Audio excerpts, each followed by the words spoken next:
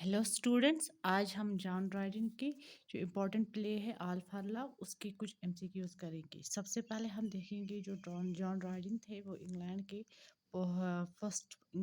के first poet laureate थे। वो कब बन गए थे? 1668। ठीक है। हाँ, उसके बाद जो ऑल फॉर लव है ये शेक्सपियर के एंटोनी एंड क्लियोपेट्रा पे बेस्ड है। वहाँ से लिया है एंटोनी एंड क्लियोपेट्रा। ठीक है। जो हमारा सबसे पहला फर्स्ट क्वेश्चन है, what is the central theme of All for Love? It is betrayal and revenge, love and duty, politics and power, and friendship and loyalty. तो आप अपनी तरफ से ट्राई कीजिए, फिर हम इसका आंसर बताएंगे। ठीक है। इसका क्या थीम था? It was love and duty. ठीक है। अब हम नेक्स्ट क्वेश्चन की तरफ मूव ऑन करते हैं। Who is Cleopatra's close companion who advise her throughout the play? वो कौन सा क्लोज कंपेनियन था जो उसको throughout the play advise करता था? That was Octavia, Charmian, Dolabella and Proculeius. And answer क्या होगा? चारामीना।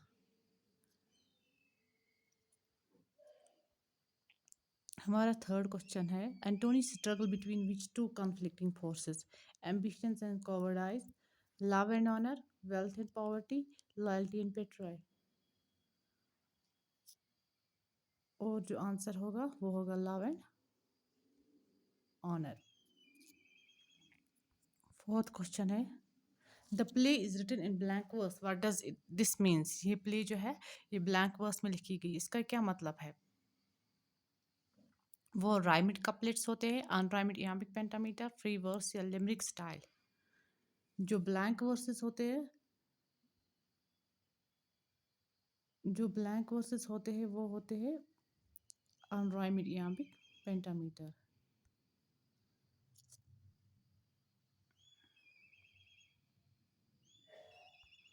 अब फिफ्थ क्वेश्चन है, Cleopatra dies because Antony kills her, she is poisoned, she chose death over captivity, she falls ill। वो क्या करती है? she chose death over captivity। Which historical event formed the background of the play? जिस time पर ये play लिखा गया था जब ड्राइडन ने लिखा, उस टाइम पर कौन सा बैटल, उस टाइम पर बैकग्राउंड में क्या हो रहा था? It was the battle of Actium, fall of Rome, siege of Troy, Julius Caesar को एसेसिनेशन हुई थी। And the right answer is battle of एक्टिम।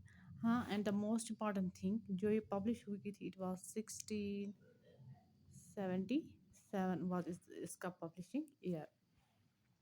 किसका? All for love,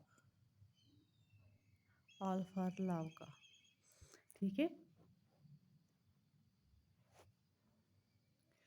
which character represents rational counsel and loyalty? कौन सा character है जिसने क्या दिखाया? Rational counsel and loyalty. It was Ventidius, Dolabella, Octavia and प्रोकिलिस।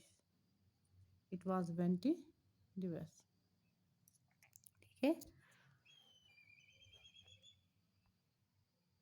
Eighth question है, the play is often called Dryden's new classical tragedy. इसको कहा जाता है न्यू क्लासिकल ट्रेजिडी, क्यों? It breaks the unities of time and place. क्या इसने unity of जो time and place है वो ब्रेक की थी, या इसने फॉलो की थी एरिस्टोटल की three unities? It focuses on common people, it is written in prose. इसने क्या किया था? It follow the Aristotle three unities. इसने क्या की थी? फॉलो की थी एरिस्टोटल की थ्री यूनिटीज। और वो कौन था? दैट वाज टाइम, प्लेस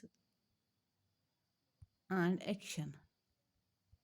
जो थ्री यूनिटीज़ थी एरिस्टोटल की, वो थ्री यूनिटीज़ थी, टाइम, प्लेस एंड एक्शन। वो इसने ड्राइडन की इस ऐसे ने फॉलो किया था। ठीक है।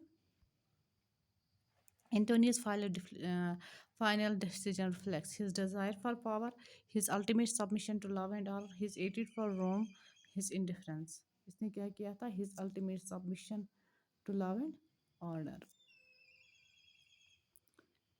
10th क्वेश्चन है Cleopatra's character can be best described as, क्या वो वीक थी एंड सबमिसिव थी, proud, passionate and tragic, comic in light hearted, cruel and villainous? क्या था कैरेक्टर, हम कैसे बेस्ट डिस्क्राइब करेंगे, क्योंकि वो प्राउड, पैशनेट एंड ट्रैजिक थी। Thank you students, that is all today. अगर आपको कोई भी और किसी और इम्पॉर्टेंट वर्क के एमसीक्यूज चाहिए या कुछ और समरी किसी की चाहिए, एक्सप्लेनेशन चाहिए, आप वो कमेंट में बता सकते हैं। And if you like this video, like and subscribe it and share with other friends. Thank you.